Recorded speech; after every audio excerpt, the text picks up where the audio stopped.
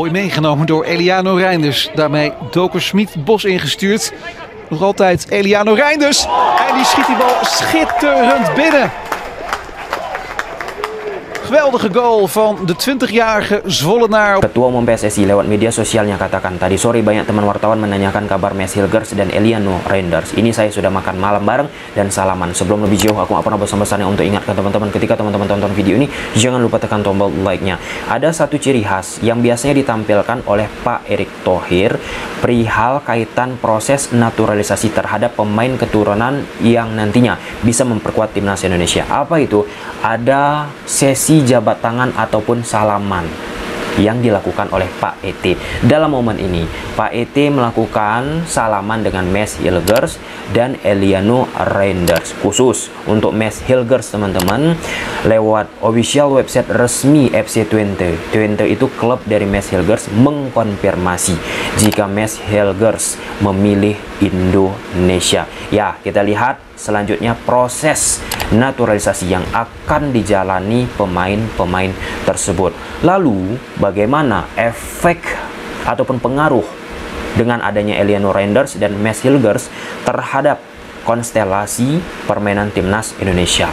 Oke, aku teringat 2 tahun yang lalu, lebih kurang teman-teman, Mads Hilgers di salah satu sesi wawancara, ia katakan Indonesia butuh pemain naturalisasi kalau mau naik kelas, kalau mau naik level. Jika kita korelasikan statement yang disampaikan oleh Mads Hilgers 2 tahun yang lalu dengan posisi sekarang, ini sangat amat nyata terjadi, teman-teman. Nah, Indonesia kita sudah mengetahui berhasil menahan imbang Arab Saudi dengan skor akhir 1-1. Sebelum pertandingan melawan Arab Saudi, Coach Sintayong secara terang-terangan, ini tanpa mengurangi rasa hormat ya teman-teman, terhadap pemain-pemain yang main di Liga Indonesia, secara lugas bilang sangat berharap pengaruh besar dari pemain-pemain Indonesia yang bermain di luar liga domestik, teman-teman, kala menghadapi Arab Saudi, dan itu jelas sangat amat berpengaruh.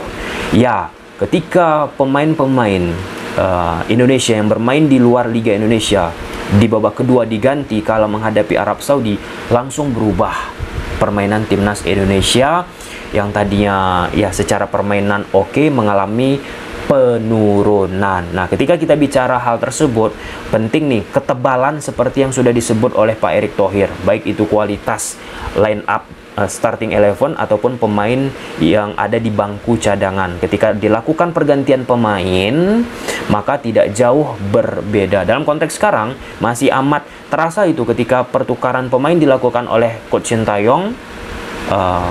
Permainan dari timnas Indonesia pun nggak stabil, naik turun, naik turun, naik turun.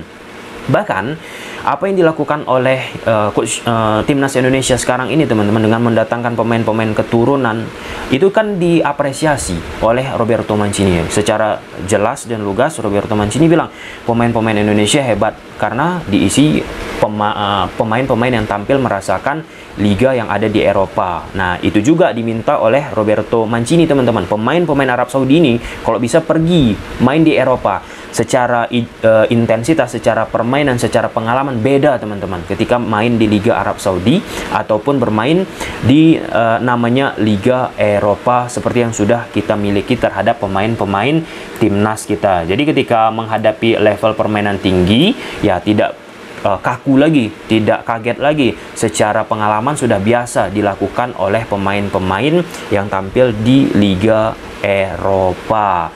Dan kita bahas, teman-teman, misalnya seperti Eliano Reinders, dia ini main di klub secara pengucapan ya teman-teman, Vexwala. Nah, ini di kasta tertinggi Liga Belanda. Posisinya sekarang ya, untuk up to date, dia bermain di right back ataupun posisi fullback kanan. Namun secara utuh, Eliano Reinders ini banyak posisi yang bisa dia tempati. Jadi super versatile dari sosok Eliano Reinders ini. Dia bisa bermain di attacking midfielder, ia bisa bermain di left winger, pokoknya di banyak posisi selain back tengah sama posisi penjaga gawang. Dan perlu kita garis bawahi juga teman-teman bahwa Eliano Reinders ini merupakan adik kandung dari Tijani Reinders, pemain dari AC Milan. Ini menarik kan, ketika abangnya memilih negara Belanda dan adiknya memilih negara Indonesia. Nah, tadi di awal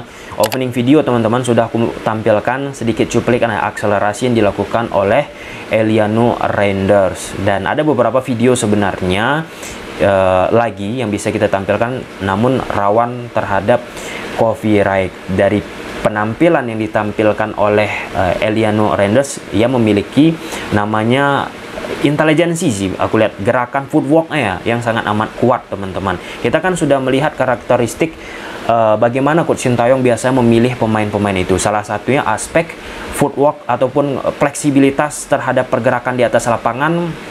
Oke teman-teman, seperti misalnya Oki Caraka banyak lari, Dimas Derajat banyak lari, Rafael Strike dan lain sebagainya. Karakteristiknya itu jelas. Jadi ketika kita melihat Eliano Reinders di beberapa elemen pertandingan yang dia lakoni, tipikalnya sesuai nih gaya-gaya teman-teman dengan biasanya Coach Sintayong merekrut pemain. Apakah Eliano Reinders nanti akan sukses bersama timnas Indonesia? Ya, wait and see. Namun secara umum saat kita bicara Coach Sintayong merekrut pemain ataupun mencari pemain-pemain keturunan, sampai saat kita membuat video ini ya aku rasa tidak banyak ya salah pilih ataupun pemain tersebut akhirnya tidak begitu memberikan impact besar terhadap permainan timnas Indonesia. Rata-rata langsung bisa memberikan hal yang sangat diharapkan. Dan selanjutnya kita bicara soal Mads Hilgers. Ini pemain yang ditunggu-tunggu banyak pecinta sepak bola Indonesia, karena secara kualitas dia pun memang nggak usah kita ragukan lagi, dan secara market value teman-teman dia pun memiliki harga yang oke. Jadi jika Mads Hilgers ini resmi menjadi pemain timnas Indonesia, secara market value ia bisa berada di posisi paling tinggi di kawasan Asia Tenggara pemain nasionalnya, setelah sebelumnya sempat pemain dari Singapura teman-teman.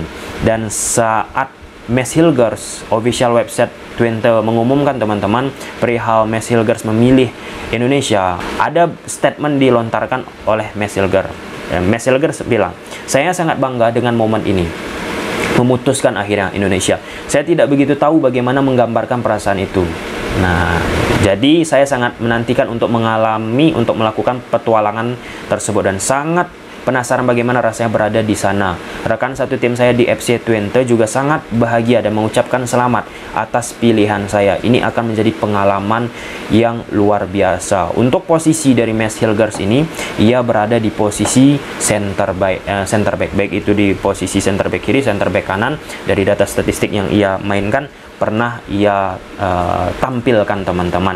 Dengan skuad, dengan mendatangkan Eliano Reinders, Mads Hilgers dan pemain-pemain lainnya, nanti kita tunggu saja jabat tangan ataupun salaman dilakukan oleh Pak Erick Thohir. Ini pun dinamika kita lihat teman-teman, proses naturalisasi, proses yang akan dilakukan ini ya tentu salah satu aspeknya itu bagaimana akan bisa meningkatkan level timnas Indonesia bersaing. Khususnya kita tahu bagaimana perjalanan Indonesia menghadapi round ketiga babak kualifikasi Piala Dunia tahun 2026.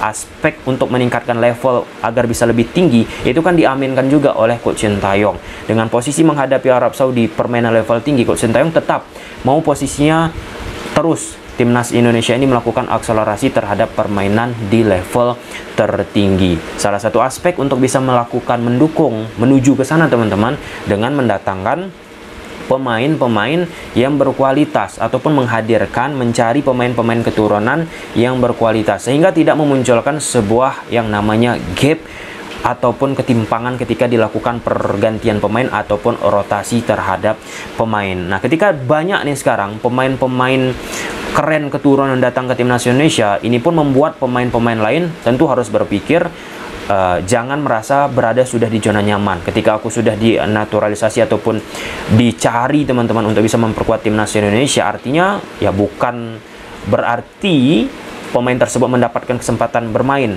Nah, dengan banyak pemain yang berkualitas harus juga bersaing nih.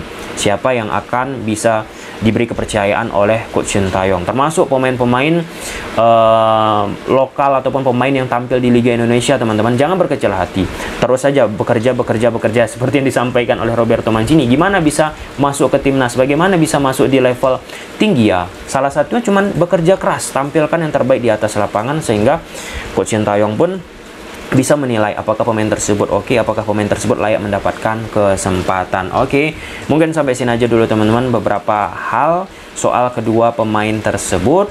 Tapi secara ketebalan ataupun pencarian tetap yang salah satu elemen penting itu lini depan sih, striker. Ya, akhirnya kita pun melihat timnas Belanda aja sulit mencari striker, tentu kita pun sulit ini yang namanya mencari striker. Ya, for your information juga, Mads Hilgers ini dia kan main di kasta tertinggi. Eliano Reinders pun bersama klubnya VSC Veslau tadi teman-teman bermain di kasta tertinggi Liga Belanda. Nah, untuk Mads Hilgers dia juga akan merasakan kesempatan bermain di Europa League, satu grup dengan yang namanya Manchester United. Mungkin sampai sini aja. Gimana menurut teman-teman? Coba silahkan tulis di kolom komentar. Bye.